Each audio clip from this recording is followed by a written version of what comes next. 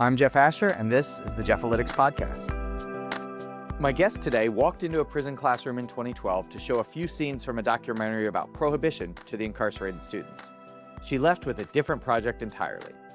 Lynn Novick has been making documentary films since the mid-1980s, working alongside Ken Burns since his Civil War series in 1989. She's worked on subjects ranging from baseball to Vietnam to World War II. Her newest film is called Crime and Punishment in America, and it's out this November. The documentary is a 4-part, nearly 8-hour series tracing criminal justice in this country from the colonial era to today. And fun fact, yours truly was one of the subject matter experts consulted for the film. In this episode, Lynn and I talk about her years-long exploration into the U.S. prison system, the invention of the penitentiary, the gap between what the data says about crime and punishment and what people actually believe, and what it's like working with so many talented actors who bring history back to life on screen.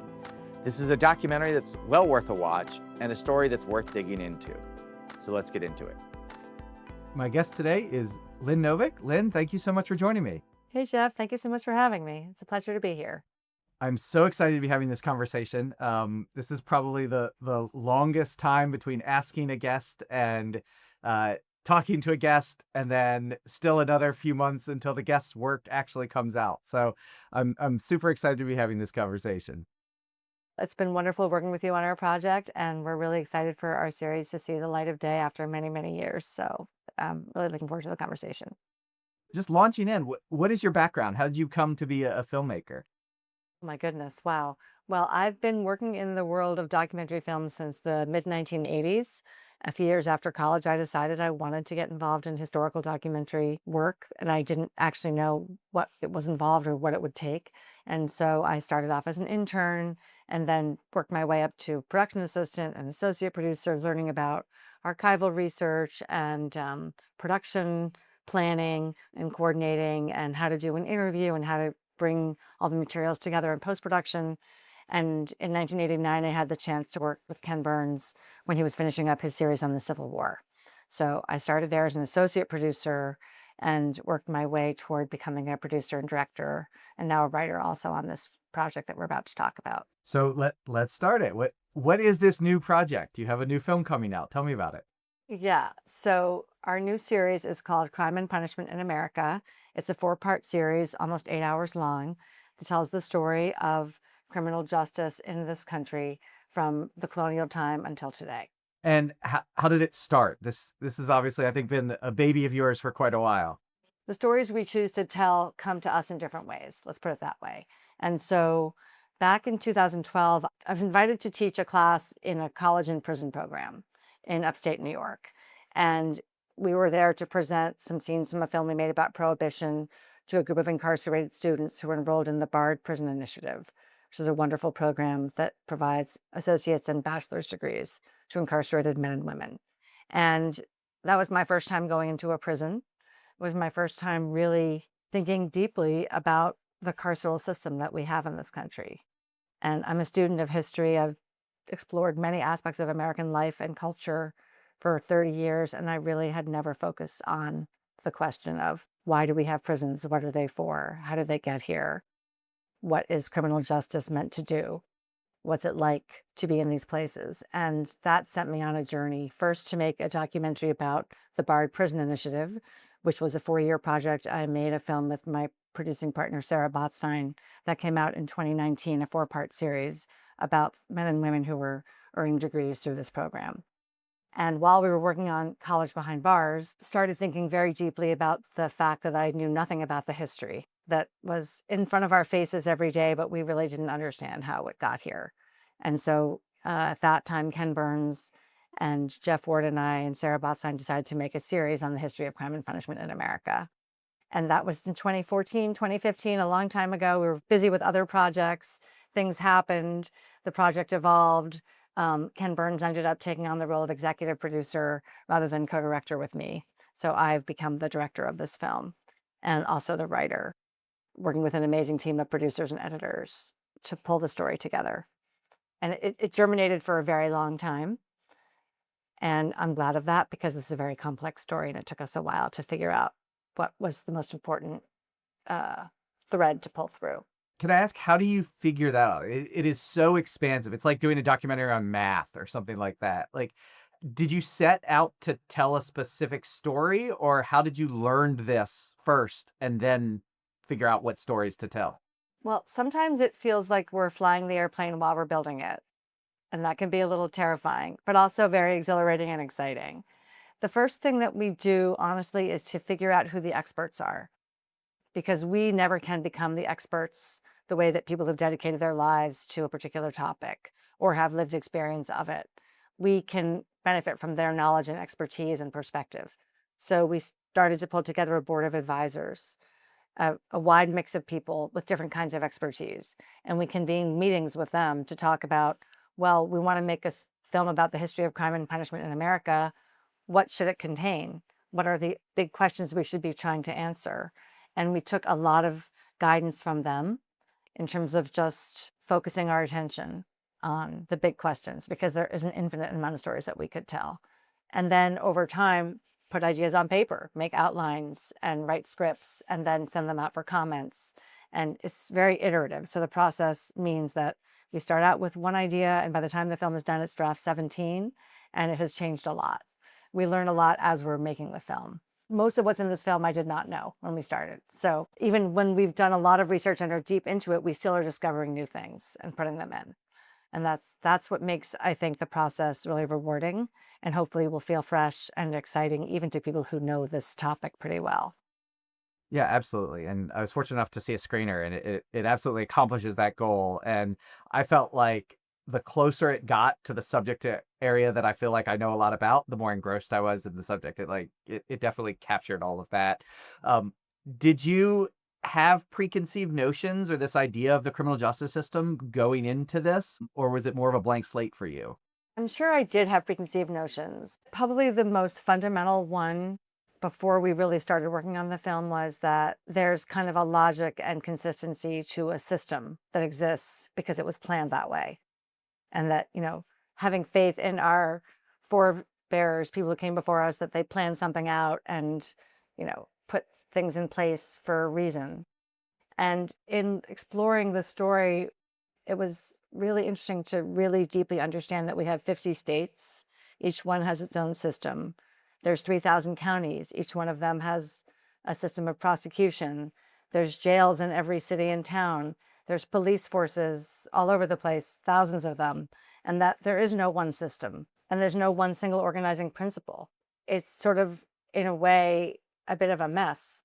Whatever problems exist are challenging to fix because you can't do this from the top down.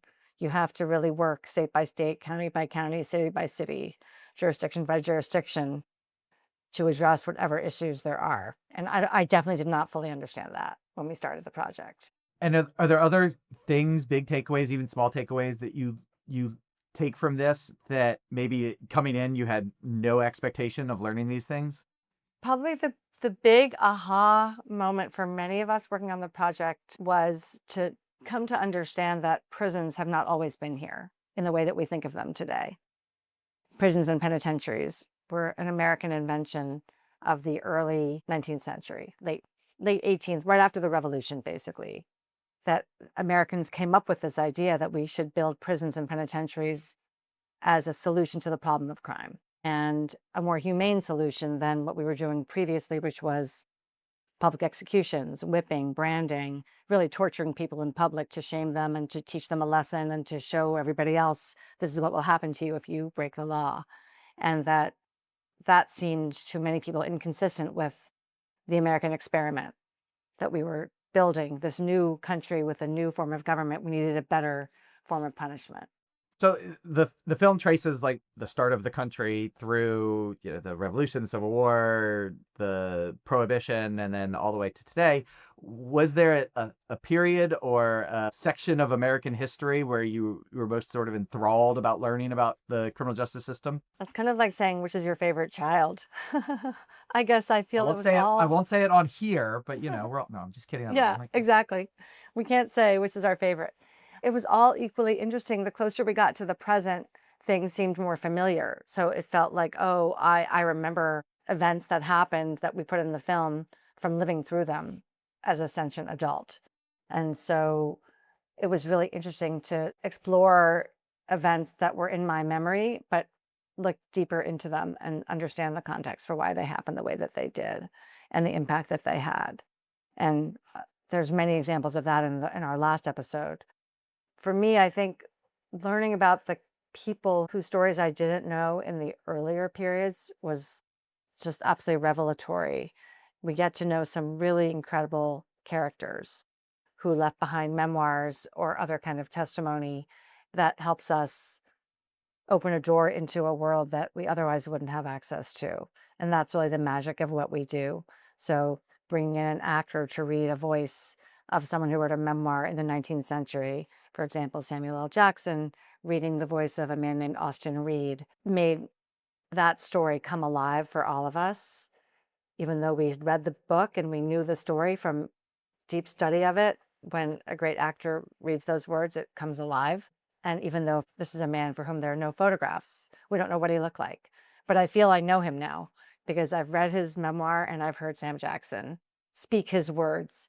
And what he leaves us with is an account of a young man who was caught up in what was then a very incipient system of juvenile justice. As a 10-year-old, he was punished for trying to set fire to the farm of a family that he was working on in their house as an indentured servant.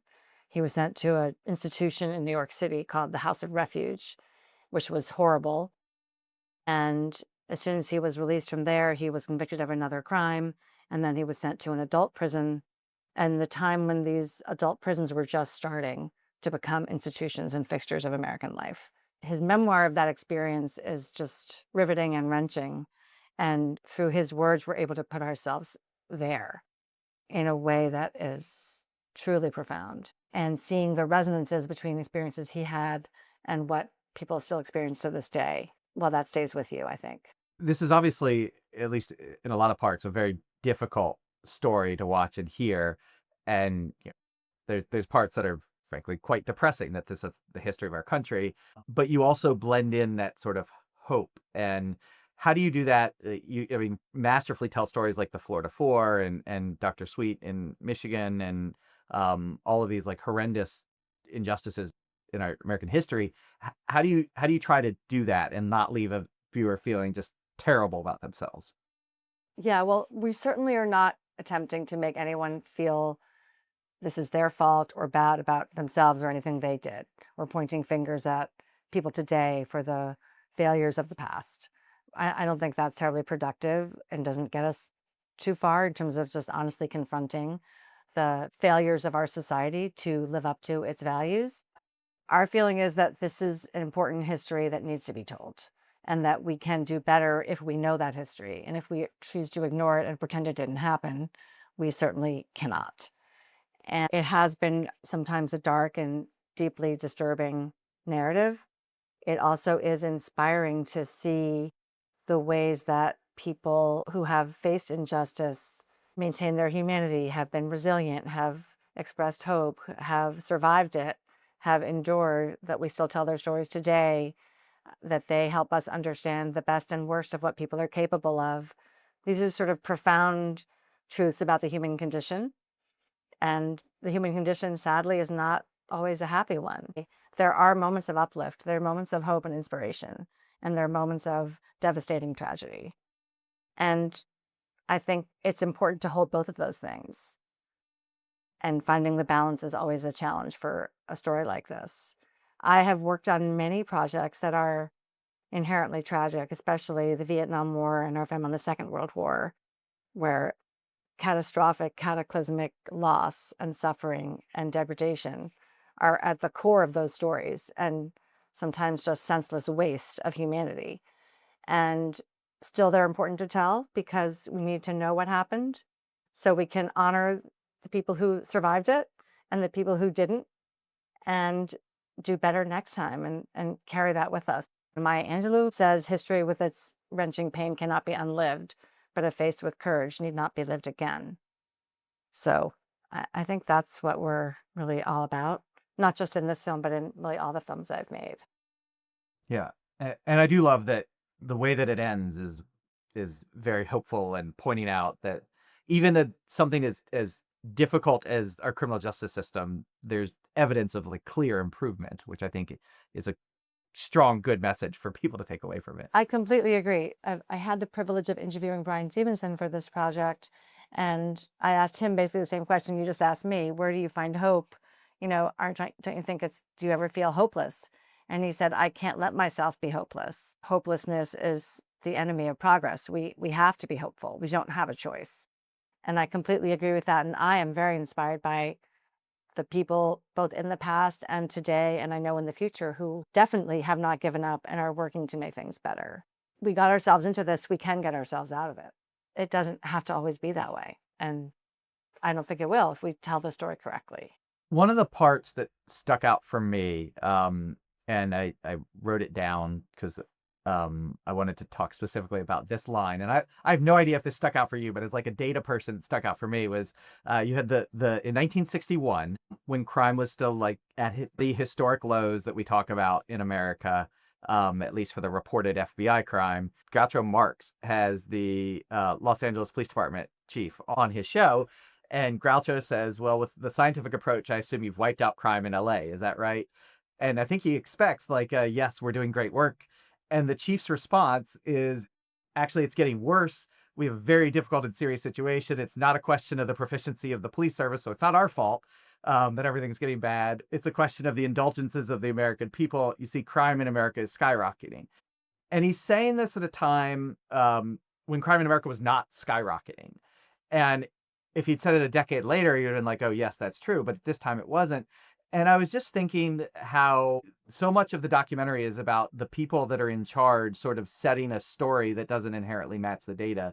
Is that a crazy interpretation from me? Or is it just because I'm a data person? Or is that something that you set out to highlight? We've seen time and again that people in positions of authority are saying that we have a huge problem with crime, and also the media. So newspapers and pamphlets, and then radio, and then later on television. The narrative that crime is going up, that people are scared, that crime is a problem, is pervasive. And this is before they kept really good statistics. So we don't necessarily have a way of showing for sure if crime is going up or down. But the perception of crime is that it's always going up continually. And I've heard you speak about this in other conversations. It's the power of anecdote and fear. So one horrible crime that people hear about or see or read about tells them crime is going up. It doesn't matter if it only happened once. It's just so bad and so frightening, and they're so disturbed that it could happen to them or could happen again, that the perception is crime is going up, or the crime is a growing problem. And that goes back to the early 19th century. We see newspapers that are discussing the crime wave, and that there's so much crime in our city streets, and that these places are becoming ungovernable. There's also kind of a conflation of crime and disorder, crime and poverty, crime and kind of urban chaos. So crime as a word can mean a lot of different things. I think a lot of people would, on the one hand, say crime is an act of violence, or taking something that doesn't belong to you, or harming somebody else, sort of one-on-one interpersonal breaking of the social order by harming somebody else. That's the kind of crime that we're talking about when people say crime is going up. That's what I think they mean. Mugging, rape, murder, child abuse, car theft, the kind of things that people are afraid of happening to them and that do happen and that are sadly part of American life. But if you have, let's say, ethnic tensions that turn into riots in the 19th century, or you have urban America exploding in the 1960s, that's also considered crime. I'm not saying it's not deeply concerning, but it gives the sense to many people that crime is a problem. And that kind of confusion or conflation, I think, is not new. So much of my work is about like, you can sort of call a problem not solved, especially with crime, but also acknowledge that the data is correct, and the data's, hey, the data's pointing down. That's good. Let's learn from that. Let's keep doing that. Are there ways that you specifically tried to work data into the documentary and into all the conversations? Well, we tried to understand as best we could the data that was available. So in the 19th century, I don't think you have really much in the way of data at all. So that's our first episode, no data, really. Our first episode goes up until the 1880s or so. Our second episode goes until 1930s. What we talk about in those shows is a sense that people, either because of their reading in the paper or because they're living in urban areas where there's strangers that they don't know, and there's kind of different kinds of tensions and things happening in the street, a fear of crime is always there.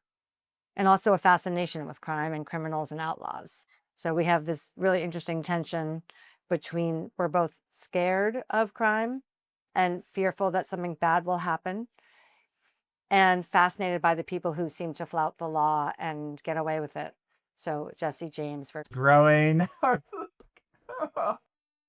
so we were really interested to understand, sort of just writ large, both Americans' perceptions of crime and fear and desire for a criminal justice system that will protect them, and fascination with the people who are the outlaws who seem to get away with it. And how both of these things are happening at the same time is, I think, really interesting tension or reality paradox of our history. Once we get to the 1930s and beyond, after the FBI is created in the Roosevelt administration, and there's a coordinated effort to collect data about crime across the country, the film will show charts and information about crime, violent crime in particular, as we know more, getting closer to the present. And we also have a moment where one of the historians that we interviewed talks about J. Edgar Hoover and the FBI were always collecting the crime data that they had and presenting it, that crime is going up and that they therefore need more money and more resources to fight it. So the use of crime statistics was deployed to secure more of what they needed to keep their jobs and keep their bureaucracy going. I'm gonna totally give away my nerdiness here, but if you go through the old, like the 1960 or the 1940s or the 1950s, the FBI PDFs, they get really preachy in these things about, like, hey, crime is going up and it's because of prosecutors or it's because of all these other things, and in no way is it the FBI's fault. It's just like, we're gonna explain why it's everybody else's fault. One of the things we were interested in kind of shining a light on is that first there's the problem of how much crime is there and how are we quantifying it and measuring it. That's one big, huge question. Another question is, why is this happening and who's responsible? So even if we were to postulate or stipulate, yes, crime did go up, or if later on crime went down, why? What are the causes of crime and how much are we willing as a society to do anything about them? And that's a huge question throughout our history, which we haven't resolved. It's an ongoing debate. It's arguably the biggest debate we have right now. We've conquered the, hey, we can measure this thing question, and we're going through this historic decline in crime, and nobody knows why, and nobody knows what to do about it. I find that really fascinating. I really Yeah. find that fascinating. We basically will explain in the film that crime has been going down and that it's a mystery. There's many different theories. We went down many rabbit holes to try to understand, as much as, it's understandable what the different theories were and sort of different conjectures. But of course you can't prove this.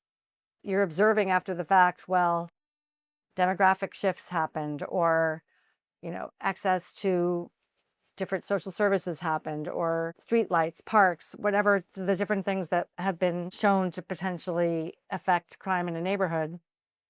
But in the aggregate, it's not possible to really say. But depending on what you think the cause is, that will then dictate your approach. It's underlying that is a fundamental questions about human nature, social responsibility, the role of government in our lives, the role of the police and the carceral system, individuals and families, what they're supposed to do. And I would say also the social structure, capitalism, labor, health insurance, access to benefits, all these mental health services. All these things also play a role. And everyone kind of agrees, well, there's not a ton of crime in Palo Alto, Greenwich, Connecticut, very wealthy enclaves. And there's a lot more crime in really impoverished neighborhoods. So what more is there to say about that? If you could have an elected official, mayor, governor, watch one story or one scene to, like, really get the lesson and really understand the complexity of the issue, is there a specific part of the film you'd point to, or is this me asking you to choose your children again? I think that's a hard one. I'm going to have to punt on that. It's too soon for me to answer that. I think that our systems are so siloed that people who make the laws, the elected officials, we'll say legislators, are one group, and the decisions they make affect how much time people spend in prison, for example. The people who run the prisons get their money from the state to do or not do whatever they're supposed to be doing for the people who are in custody. The police are given their instructions from, let's say, the local mayor. In other words, how many judges have ever spent any time inside a prison, the place they're sending people to, or in jails? How many prosecutors have been inside jails and prisons? How many police officers have been to these places to see, once someone gets into the system, this is where they end up. And that therefore, who's responsible for what happens to them when they're there? Who takes responsibility or accountability for the failures of those systems? I think our film hopefully shines a light on all of this in a way. So it's hard for me to pick one thing because each group kind of needs to understand what the other groups are doing in a way. People are busy doing their jobs. They're very well intentioned. They're working hard. They're doing what they think is right. And they're not responsible for what happens after they do their part. Do you have any thoughts about what the future of the criminal justice system might look like based on the history and where we are now? We put our stock in trade in looking at the past through the lens of the present, so where we are now and thinking about what questions to ask about the past. Projecting forward is much harder, I would say. So many things can happen that we can't predict. And I recognize that over the course of the time we've been working on this project, or I've been interested in and focused on the criminal justice system, let's say from 2013 to now, the conversation has shifted multiple times in different ways, locally and nationally. And so it's kind of hard to predict where it will be in the future, but I am hopeful that we have somewhat of a shared consensus that our sentences are very long, that most people don't benefit from time in prison, that our system takes difficult problems and makes them worse. And so if we have some kind of shared acknowledgement of those truths, then perhaps we can start to make things better. I also recognize that there are just as many Americans probably who feel that when somebody commits a terrible crime, or maybe even not a terrible crime, a serious crime, they need to be punished and they need to be put away for as long as possible to keep them away from the rest of us. And that's just all we can ever hope to do, because human nature is what it is and people don't change. And therefore, someone who's committed serious harm can't be redeemed, can't be helped, just needs to be put somewhere else. And we have to reckon with the fact that many people feel that way and understand why they feel that way and think about what that means for our public policy. And I mean, that's something that I wrestle with all the time. I know lots of people who wrestle with that. Do you have any thoughts about how to weigh those two, that concept of justice and revenge with also bettering society and not being overly driven by punishment? I like the thought exercise for all of us to think about what would I want to happen if the person in question was someone I loved. Either a victim of a crime, if someone I loved was victimized, or if someone I loved committed an awful crime. And what would I want to have happen to that person? Because I think that's the only way we can really move forward, is to think about these problems. They're all of our problems. And so we have to really find a balance. And I don't think we have that balance right now. We haven't had it maybe ever, but we certainly don't have it now. This is the hard problem of this whole topic. And I think it's really important to have a nuanced conversation about it and leave space to just think about it and not necessarily land on an answer. I don't think there are any easy answers here. And I think one of the problems is that we have made policies based on the worst cases and impose the longest punishments and most severe, harshest punishments for everybody, when there's a lot of room for subtlety and nuance and individualization. Think about what people can do and will do in the future. And I know many, many people who have committed serious crimes and have been incarcerated for long periods of time. And if you met them today, it would be hard to figure out how that happened. So people do change, people can change, most people want to change. And I think as a society, we have to welcome that. And we would if it was someone we loved. And I appreciate you addressing that and answering that. And I know that's such a difficult question because it's at the heart of everything. I want to take a step back and talk about, how does something like this, producing something like this, directing something like this, compare to doing something like baseball or the Vietnam War or something that's a lot more contained? Baseball was a long time ago in my career, and so it felt more manageable then because, I don't know, the characters and the stories that were important to tell had kind of stood the test of time. So if you were talking about the 1920s, it was going to be Babe Ruth. That's just obvious. It doesn't take a rocket scientist to figure that out. How to make that come alive is filmmaking challenges. But I think the path was a bit more clear than even for the Vietnam War. The Vietnam War was hugely challenging because it's not settled history. Similar to what we've been discussing here with criminal justice, there's ongoing debates raging about whether the war was winnable, whether we lost, if we lost, whose fault it was, whether the soldiers who served were good, honorable, decent Americans or quote unquote baby killers, which is what they were called at the time, some of them. So this was an incredibly polarizing and devastating event for our country and also for the people of Vietnam. And we really wanted to bring into the conversation the perspectives of the Vietnamese who lived through it and understand from their points of view what they thought it was all about. It turns out they were as divided as we are about this topic, which is the war they call the American War. So that was hugely challenging because we didn't know much about the Vietnamese perspectives. I knew a fair amount about where Americans stood on the war across the spectrum. I had no concept of where Vietnamese of the North and the South would land when talking about the war today. So that was a blank slate or a blank piece of paper to figure out what it was all about. It was very, very challenging. And yet the war had a beginning, middle, and end. So we knew April 30th, 1975, we're out, the war's over. Story's done. Yeah. This topic is infinitely challenging because it's an ongoing story, as we were just discussing. It's unfinished. It will be a story of America long after I'm no longer on this planet. This is age old and forever.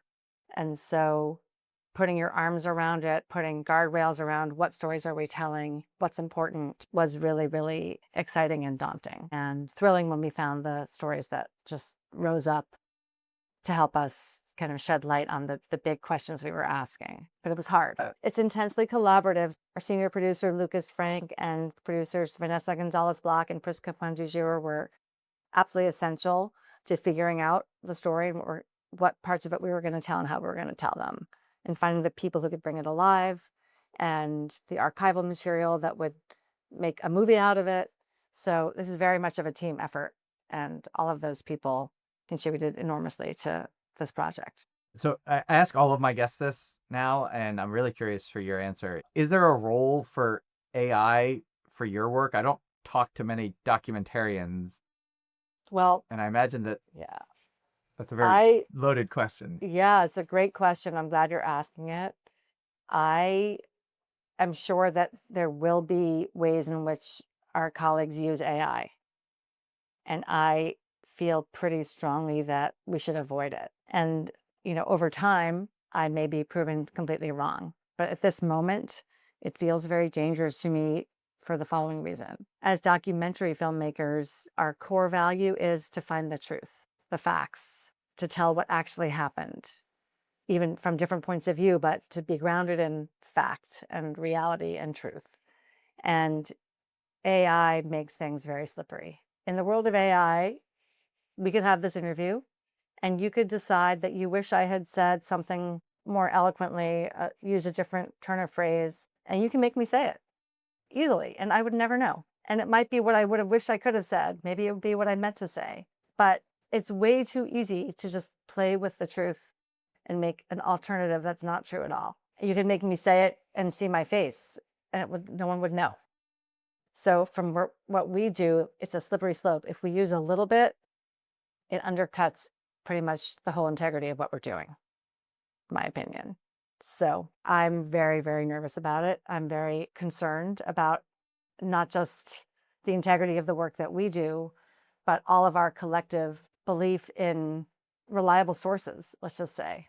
It can erode everything, and then there's no truth, and everything is a hall of mirrors. At which point, I don't know, I'm getting short of breath even talking about it. It makes me so nervous. There's no AI in this interview, I promise. So, but people are doing it. I mean, we know there was a documentary a number of years ago about Anthony Bourdain, and they used AI with his voice to have him say something that he had written. And they didn't disclose that until after the film came out and they were asked. And, that doesn't sound that bad. I mean, he did write those words, but you're using a machine to make his voice say something he didn't say. So you could have made him say anything. And yeah, I think once you start down that path, you've stepped off the edge of the known world into someplace that I don't want to be. My last question is, it's so many great voices, not just in this documentary, but in all of y'all's documentaries. What is it like working with so much talent? And I swear, even before your last response, I had this question written down. How can I get Keith David to record an outgoing voicemail message for me? He might. Yeah, I mean, I'm trying to think. I feel like Keith did, maybe it was an auction item or something, some benefit. But yeah, that would be pretty awesome. You could use AI, obviously, to do it. Yeah, I know. Yeah, right. It's been really a thrill over the many years that I've worked on these kind of historical films to work with such incredible actors. Some of them are bold-faced names that everybody knows, and some of them are just working Broadway or off-Broadway actors in New York who love to come into the studio and work with us. And what's really fun is that they come in for an hour or two.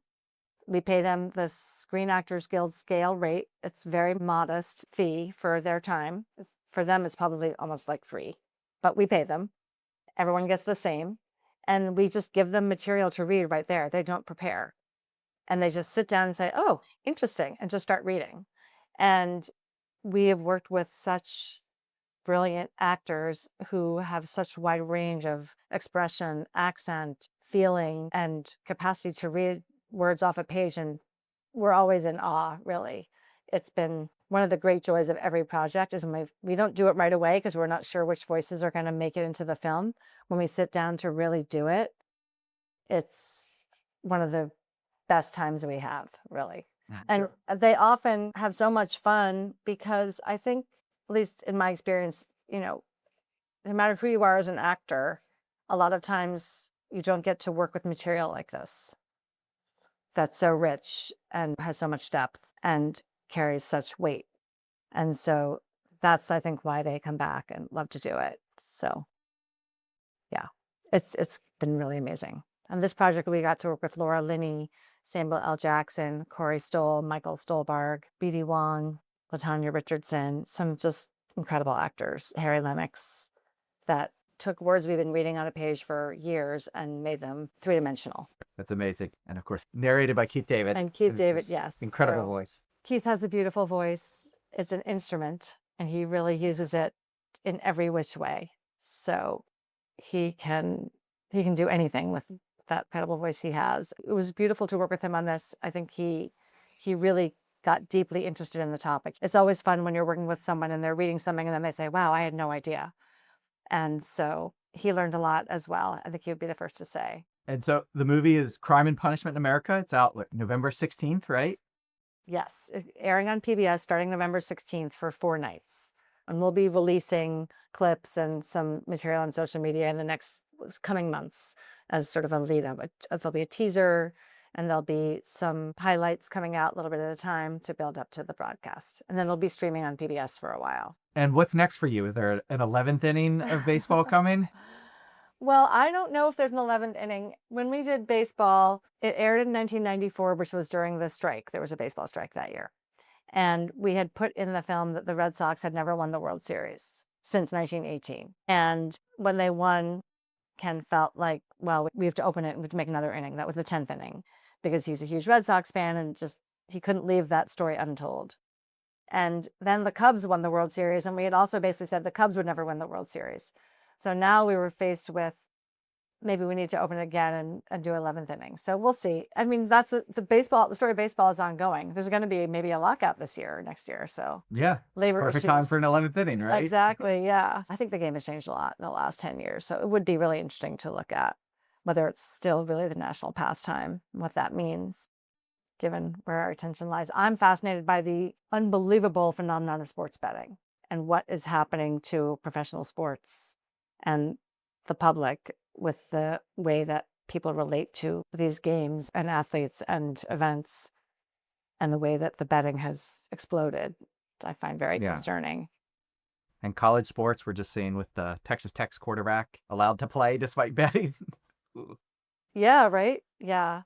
I mean, I've heard multiple cases of people who have gotten into serious trouble with accumulating debt from sports betting and ended up embezzling to pay off their debts and going to jail for that. I wonder what's going to happen with that. I'd like to hope it'll be reined in, but I don't think it can sustain itself. Excellent. Next It story. would be. I think sports betting, yeah, it would be fascinating. It would be fascinating.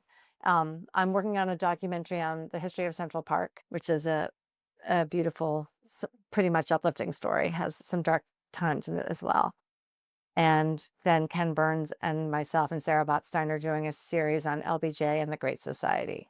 So we're going to be kind of going back over, in a way, from my perspective, the 60s and the war on crime that LBJ was involved in, setting up then, and all the riots and unrest and rebellions of that time, and the sense that crime was out of control that started to take over and giving rise to the law and order policies of the 1970s. So that's going to be looking at that through the perspective of LBJ and civil rights will be really interesting. That's great. I can't wait to watch it. Lynn, thank you so much. This has been awesome, fascinating. Movie's out November 16th. It's a terrific watch, so I highly recommend everybody to give it a look. Thank you so much, Jeff. It was great talking with you. Thanks for listening to the Jeff-alytics podcast. Be sure to subscribe, and to learn more, head on over to ahdatalytics.com for more information and previous episodes. If you like what you heard, please leave a glowing review, which will help others to discover the show. Until next time, I'm Jeff Asher.